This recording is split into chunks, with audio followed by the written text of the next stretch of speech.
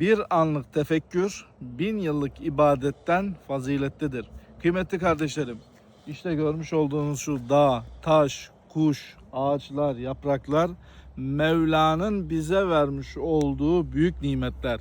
Biz insanlar bunları tefekkür ederek Mevla'nın azametini, Mevla'nın birliğini, Mevla'nın tevhidini burada telaffuz ettiğimizde, bunu mülahaza ettiğimizde, o tefekkürü hakkıyla gerçekten yakalayabilirsek, o bir anlık tefekkür 1000 yıllık ibadetten faziletli oluyor kıymetli kardeşlerim. Rabbim tefekkür edebilmeyi bizlere nasip eylesin.